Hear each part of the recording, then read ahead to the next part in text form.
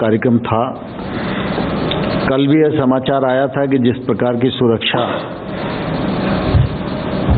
आदरणीय नड्डा जी को अपेक्षित थी वह सुरक्षा नहीं मिली और आज उनके काफिले पर पथराव किया गया है। वहाँ पर हमारे महामंत्री कैलाश विजयवर्गीय जी जो उनके साथ चल रहे थे उनकी गाड़ी पर भी पथराव किया गया है। काफ़ी समय से ध्यान में आ रहा है कि पश्चिम बंगाल में इस प्रकार की हिंसक घटनाएं बढ़ती जा रही हैं। सामान्य तौर पर मत भिन्नता तो लोकतंत्र में स्वाभाविक होती है, लेकिन इस प्रकार की घटनाएं आमतौर पर देश में देखने को नहीं मिलती थी। लेकिन यह घटना लगातार बढ़ रही है और यहाँ तक बढ़ गई है कि भारतीय जनता पार्टी के राष्ट्रीय अध्यक्ष, जिनको सुरक्षा भी है और उनके काफिले पर भी पथराव हो और उस पर अनदेखी सरकार की ओर से रहे, यह घोर निंदनीय है। और मैं पश्चिम बंगाल की इस घटना की कठोर शब्दों में निंदा करता हूं और संबंधित जो लोग हैं उन पर कार्रवाई की मांग करता हूं। मैं समझता हूं पीयूष गोयल जी हैं, तो जरा अंग्रेजी में के जो हमारे मित्र होंगे उनको इस विषय में। Friends, I would like to join my colleague Tomar ji in condemning in the strongest terms the violent attack on our national president Shri JP Nadda ji and the General Secretary of BJP Shri Kailash Vijaywargiya ji. It is a deplorable incident. It demonstrates a complete breakdown of law and order in the state of West Bengal. Since yesterday, there was evidence of inadequate police presence for the national president of the world's largest political party. There were clear signals emanating from the establishment that they were uncomfortable with the growing popularity of the Bharatiya Janata Party in West Bengal. And the attack, the way the stones were pelted on the cavalcade, you saw the size of the stones, you saw the injuries that our senior leaders have faced. It is fortunate Mr. Nadda's car was bulletproof. Otherwise, this clearly was an attempt to muzzle democracy in West Bengal. And we strongly condemn it. We believe strictest of action should be taken on the goons who have attacked the national president of the BJP. In fact, this is not only an attack on Mr. Nadda, it is an attack on the very foundations of the rich democratic tradition of India. Once again, we demand the strongest of action and condemn this heinous incident of attacking Shri JP Nadda ji.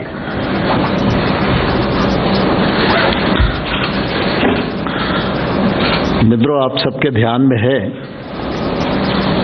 पिछले संसद के सत्र में भारत सरकार 3 कानून लेकर आई थी।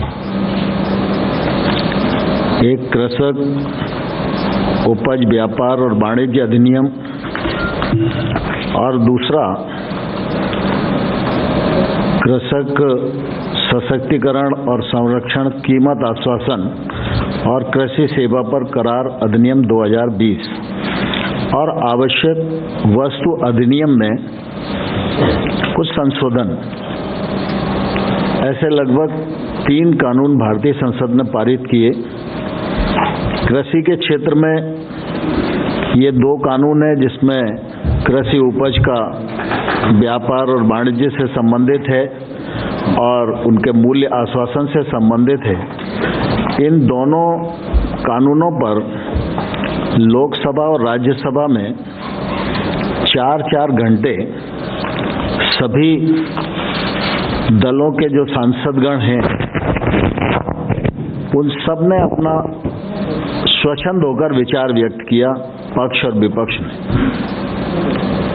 लोकसभा में पारित हुआ, राज्यसभा में 4 घंटे की चर्चा पूरी हुई और उस समय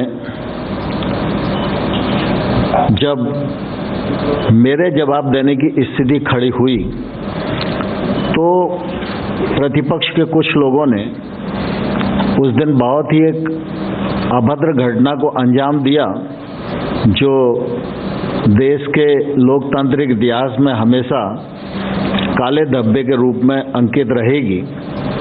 लेकिन दोनों कानून पारित हुए,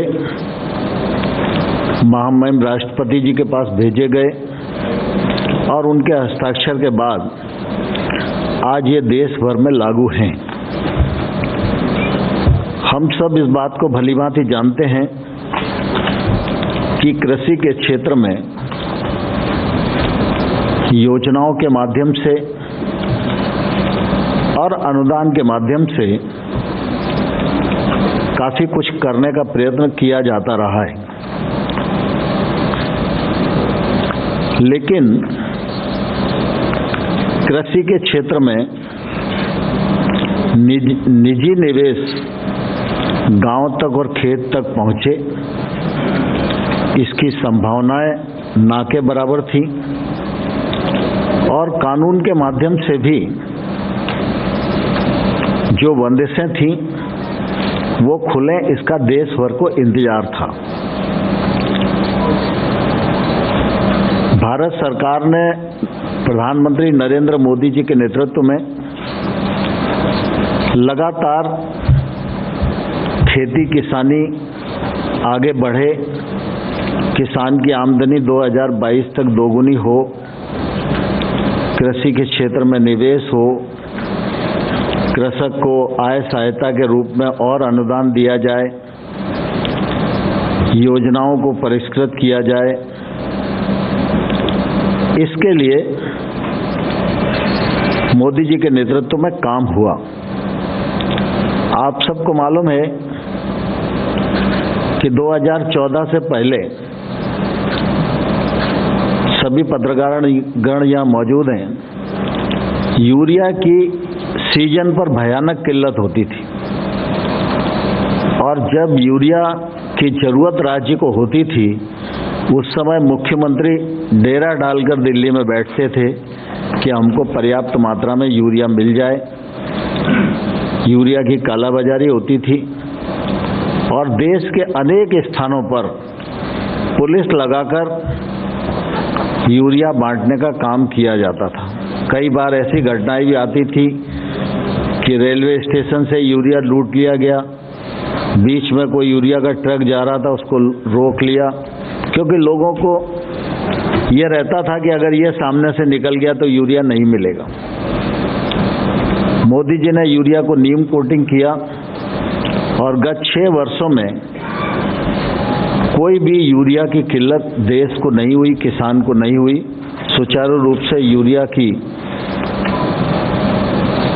पर्याप्त मात्रा में आपूर्ति होती रही और इसलिए ऐसे तमाम सारे विषय हैं जिनको 6 साल में किया गया, मैं उनको आपके सामने रख सकता हूं। लेकिन सारे विषयों को करते करते करते करते इस बात की देश को अपेक्षा थी कि कानूनों के माध्यम से भी हमको कृषि के क्षेत्र को आगे बढ़ाने की आवश्यकता है और इस मामले में पहले अनेक बार सरकारों के माध्यम से, कमीशन के माध्यम से, स्वामीनाथन साहब जैसे विद्वानों के माध्यम से ये रिकमेंडेशन की जाती रही।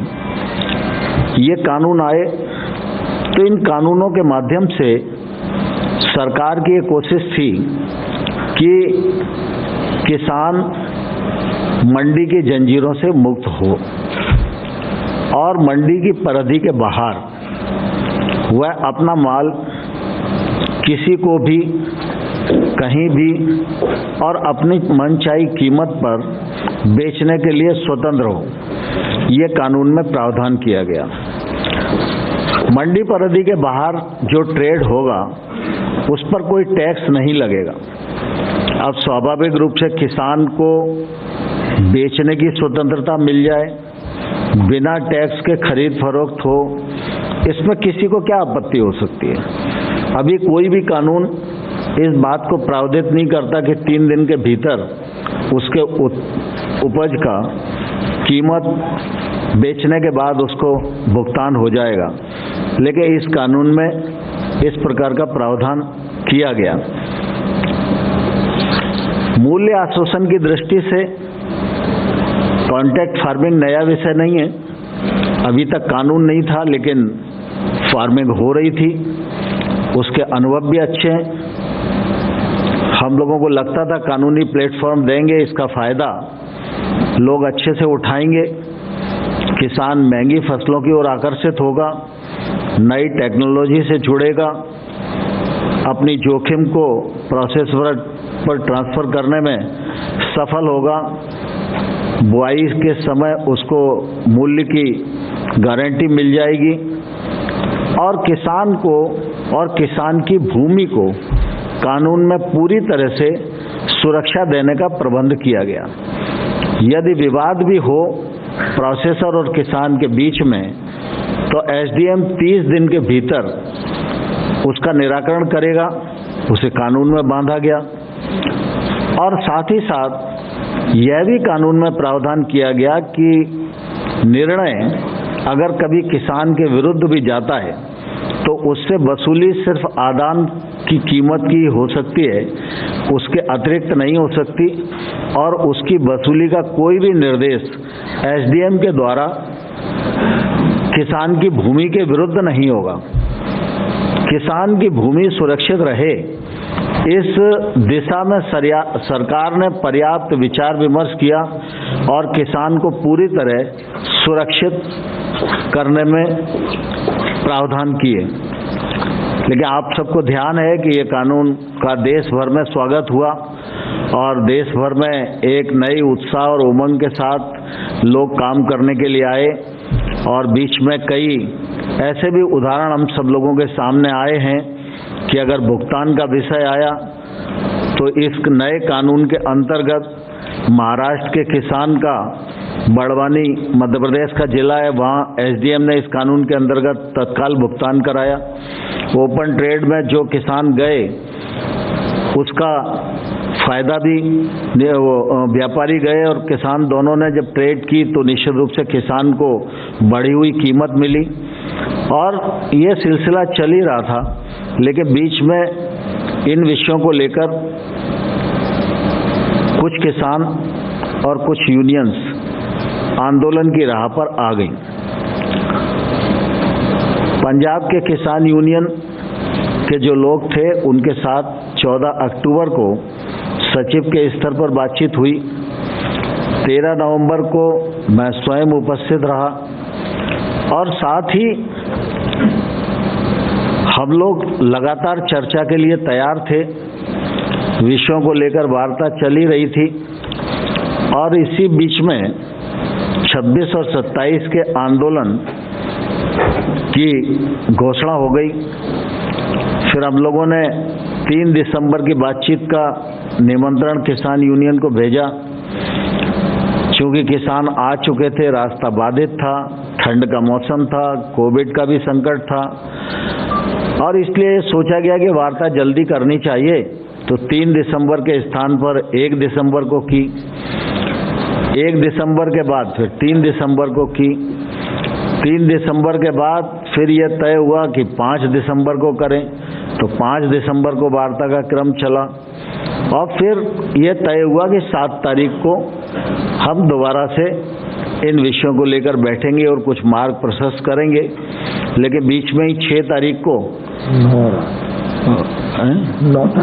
9 तारीख की रात को फिर बातचीत हुई। 8 की रात को बातचीत हुई और बाद में फिर एकदम ऐसी परिस्थिति बनी कि उनकी तरफ से कोई सुझाव आ ही नहीं रहा था। तो अंततोगत्वा हमको ये लगा कि भाई किसानों के कुछ मुद्दे हैं और उन मुद्दों पर उनके मन में शंका है। तो चूंकि इतने दिन चर्चा हो चुकी है और कुल मिला के वो आखिरी में एक ही बात पर आते हैं कि एक्ट को रिपील कर दो। हम लोगों का लगातार ये आग्रह रहा कि एक्ट में कौन कौन से ऐसे प्रावधान हैं जिनसे किसान को नुकसान है, तकलीफ है, उनको प्रावधानवार हम चर्चा कर लें और चर्चा करने के बाद उनको कैसे ठीक किया जा सकता है इस पर हम आगे बढ़ें। लेकिन मुद्दे यूनियंस की तरफ से नहीं आए तो फिर हम ही लोगों ने मुद्दे उनको चिन्हित करके बताए और उस पर यह हुआ कि भाई हाँ, ये मुद्दे तो चर्चा में हैं। तो उन मुद्दों का सिलसिलेवार हम अपना प्रस्ताव बनाकर उनको भेज दें, ये विचार हुआ और आपने देखा कि हम लोगों ने उनको मुद्दों के प्रस्ताव बनाकर भेजे। विशेष रूप से उनकी मांग एक पहले तो ये थी कि कानूनों को निरस्त करना। तो हमारा सरकार का पक्ष है कि कानून के वे प्रावधान जिन पर किसान को आपत्ति है, उन प्रावधान पर सरकार खुले मन से विचार करने को तैयार है। सरकार का कोई ईगो नहीं है और सरकार को कोई उन पर विचार करने में दिक्कत नहीं है और हम यूनियन के साथ बैठकर उसको समाधान कर सकते हैं। फिर दूसरा, कुछ लोगों का बातचीत में बात आती थी कि ये कानून वैध नहीं है, क्योंकि कुछ लोगों ने ऐसा बता रखा था कि कृषि राज्य का विषय है और केंद्र सरकार उस पर कानून नहीं बना सकती। तो हम लोगों ने उनको बैठक में भी संतुष्ट करने की कोशिश की और हमने कहा कि केंद्र सरकार को ट्रेड के लिए कानून बनाने का अधिकार है और हमने ट्रेड से संबंधित ही अपने कानून को सीमित रखा है और एपीएमसी इस कानून से कहीं भी प्रभावित नहीं होती, एमएसपी भी कहीं भी प्रभावित नहीं होती। और ये सब उनको बताने की कोशिश की और फिर उनको हमने ये लिखकर भेजा कि केंद्र सरकार को किन किन कानूनों के अंतर्गत कानून बनाने का अधिकार है। इसी प्रकार से बातचीत में ध्यान में आता था कि उनको ऐसा लगता है कि ये नया जो ट्रेड एक्ट आया है, इस एक्ट में उनकी जो एपीएमसी है वो प्रभावित होगी, क्योंकि उन्हें लगता था कि बाहर टैक्स नहीं होगा और एपीएमसी के भीतर टैक्स है, तो धीरे धीरे ये मंडियां दिक्कत में फंस जाएंगी। तो हम लोगों ने उनसे कहा कि वैसे तो कुल मिला के जो टैक्स लगता है जब किसी भी ट्रेड पर, तो व्यापारी टैक्स की वसूली किसान से ही करता है। अगर टैक्स नहीं लगेगा इसका फायदा अंततोगत्वा किसान को होगा। लेकिन फिर भी अगर आपकी आपत्ति है तो हम लोग इस पर विचार करने को तैयार हैं और इस आशंका पर हम लोगों ने प्रस्ताव दिया कि राज्य सरकार निजी मंडियों के रजिस्ट्रेशन की व्यवस्था भी लागू कर सकेगी और साथ ही ऐसी मंडियों पर राज्य सरकार जो मंडी के भीतर का टैक्स है उसके हिसाब से ही वो बाहर की प्राइवेट मंडी पर भी टैक्स लगा सकेगी। तो उनकी इस आशंका को भी निर्मूल करने की हम लोगों ने अपने प्रस्ताव में कोशिश की है। हमारे एक्ट में ये प्रावधान था कि पैन कार्ड से ही खरीद हो सकेगी।